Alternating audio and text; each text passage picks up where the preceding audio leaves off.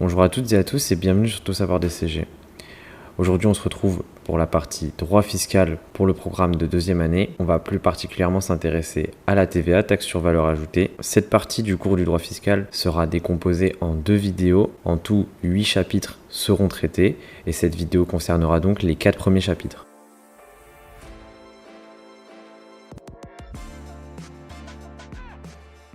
Premièrement, les principes et champs d'application de la TVA.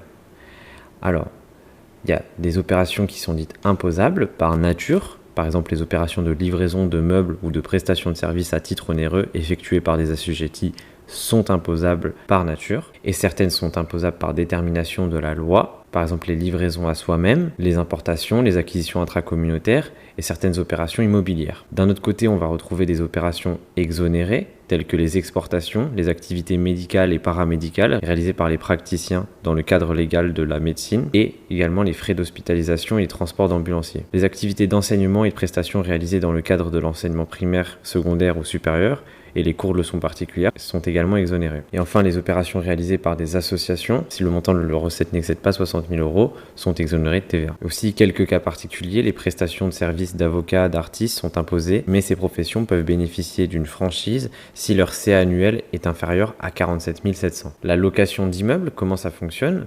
La location à usage d'habitation est exonérée. Et à usage professionnel, il y a 2 cas possibles. Si cette location est aménagée, elle est imposable. Par contre, si elle est non aménagée, elle est exonérée avec option possible. À usage professionnel, ça va dépendre de si la location comporte les biens ou non. Chapitre 2, l'exigibilité de la TVA.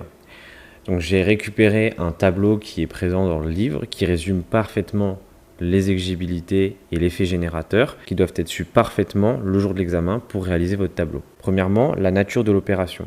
Pour les livraisons de meubles corporels, le fait générateur, c'est la délivrance du bien et l'exigibilité, c'est la délivrance du bien et éventuellement le versement d'acompte antérieur à la livraison. Cette règle est nouvelle et elle est en vigueur depuis janvier 2023. Pour les prestations de services et travaux immobiliers, le fait générateur, c'est l'exécution des services ou des travaux immobiliers et l'exigibilité, c'est l'encaissement du prix, sauf option pour les débits. Ça, normalement, vous avez dû le voir en comptabilité.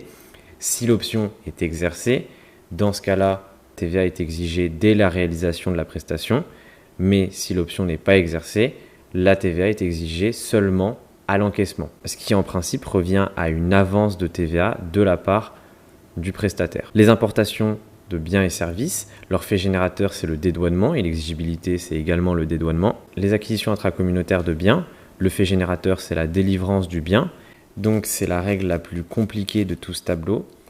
Pour l'exigibilité des acquisitions intracom, elle se fait le 15 du mois suivant celui où est intervenu le fait générateur, donc la délivrance du bien, ou alors à la date de la facture si celle-ci arrive avant le 15 du mois suivant le fait générateur. Donc pour faire simple, il y a 2 cas possibles. Si on vous dit que la facture est arrivée à une date, que cette date intervient avant le 15 du mois suivant la livraison du bien, dans ce cas-là, l'exigibilité, c'est la date de la facture. Par contre, si la date de la facture n'intervient pas avant, le maximum possible de l'exigibilité de la TVA, c'est le 15 du mois suivant la délivrance du bien. Et cette règle est absolument à savoir par cœur. Si vous n'arrivez pas à la comprendre, essayez de la schématiser sur un axe chronologique. Les acquisitions intracommunautaires de services, le fait générateur, c'est la réalisation de la prestation et l'exigibilité, c'est la réalisation de la prestation ou le paiement d'acompte s'ils sont perçus antérieurement. Pour ce qui concerne les livraisons à soi-même, le fait générateur, c'est la première utilisation du bien et l'exigibilité, c'est également la première utilisation du bien.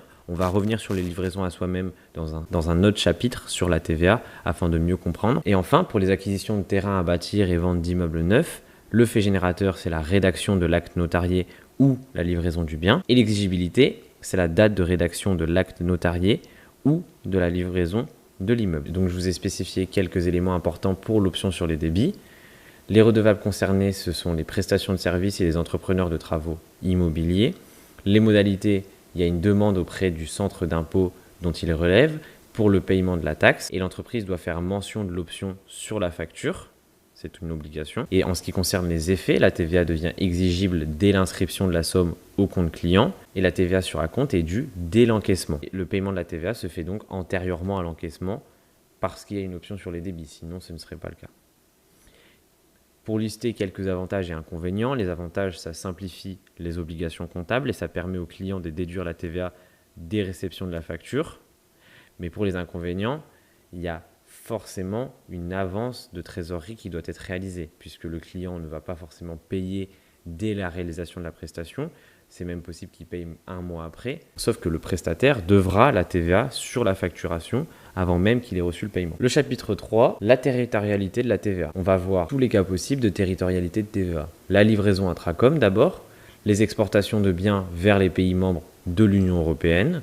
Donc il faut que vous sachiez si un pays est membre ou non de l'Union européenne pour éviter de vous faire piéger. Donc les LI sont dites imposées dans le pays de destination. Elles sont donc exonérées en France si le client est identifié et a fourni son numéro d'identification intracom. Donc ça, dans l'énoncé, il va vous être spécifié tous les numéros d'identification ont été fournis pour éviter qu'il y ait un problème. Il est très bien possible qu'il soit spécifié l'inverse, que le client n'a pas fourni son numéro d'identification intracom et donc cette règle ne s'applique pas.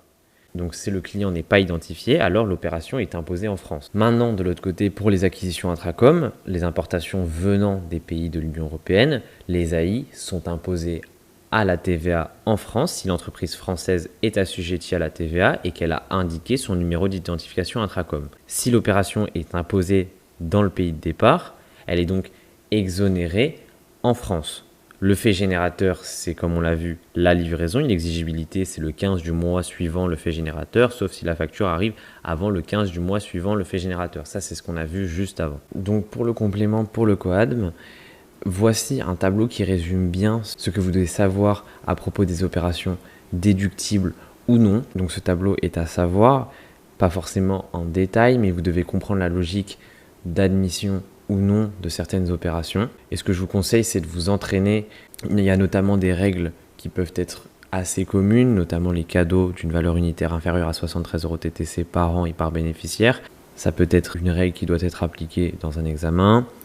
Toutes les règles concernant les produits pétroliers, mais dans l'ensemble, ce tableau doit être reçu et je vous conseille de vous exercer pour le COADM afin d'avoir une liste d'opérations qui ouvre droit ou non. Donc le chapitre 4, c'est le calcul du coefficient de déduction, à savoir que les comptables ont une obligation d'appliquer ce coefficient de déduction et ils doivent le calculer chaque année pour l'appliquer sur les opérations relatives pour les entreprises qui seraient concernées par ce coefficient de déduction dû à une diversité d'opérations qui ne sont pas toutes soumises de la même manière à la TVA.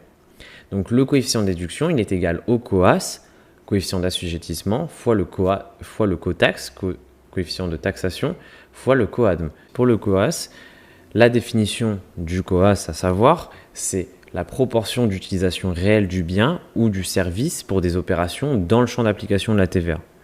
La formule du COAS, c'est les opérations dans le champ d'application sur l'ensemble des opérations.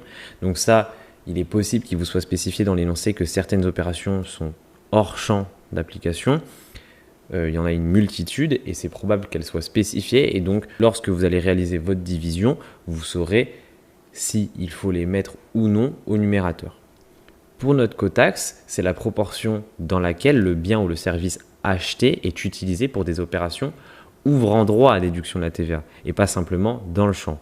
Donc là, la formule, c'est encore une fois une division. L'opération ouvrant droit à déduction sur toutes les opérations dans le champ d'application. Donc là, on va prendre les opérations dans le champ, toutes celles qu'on a prises pour le numérateur, pour le COAS. Et cette fois-ci, on va garder uniquement les opérations ouvrant droit à déduction parmi elles. Donc ça, pareil, il est possible qu'il vous soit spécifié, mais je vous conseille quand même de savoir celles qui ouvrent droit ou non à déduction. Et ça va encore une fois vous sortir un quotient afin de calculer votre CODED. Et enfin, le COADM, c'est la réglementation en vigueur et les dispositions d'exclusion ou de restriction de toute ou partie de la TVA. Il est soit égal à 1, soit égal à 0. Donc ça, c'est à vous de le savoir. Qu'est-ce qui peut être déduit ou non? Ça, c'est une règle et c'est à vous de le savoir, notamment les règles sur les véhicules de tourisme, les règles sur les achats personnels du gérant, etc. Ça, il faut que vous le sachiez en vous exerçant. Donc, une petite remarque importante, dans le calcul du COTAX, on prend uniquement les opérations soumises à la TVA, les exportations et les livraisons intracom et les ventes en suspension de taxes. Et donc, il ne faut pas prendre en compte toutes les cessions d'IMO donc soumises ou non à la TVA, il ne faut juste pas les prendre en compte. Et les livraisons à soi-même d'IMO, on ne les prend pas en compte non plus. Alors parfois, il y aura écrit dans les corrections, c'est par souci de simplification, mais il ne faut pas les prendre en compte. Comment ça se passe la régularisation pour les immobilisations? Donc pour faire simple, chaque année, vous allez devoir calculer votre coded. Et forcément, comme vous n'allez pas avoir les chiffres de l'année en cours, vous allez appliquer le coded de N-1 à N.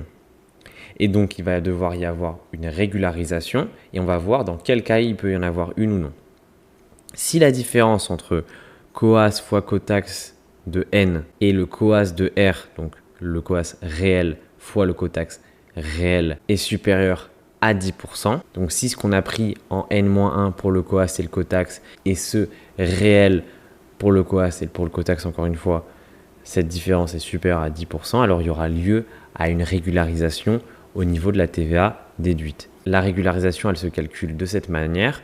La TVA initiale fois le coded de N moins le coded de R fois 1/5 ou 1/20. Ça va dépendre si c'est d'un immeuble ou d'un meuble.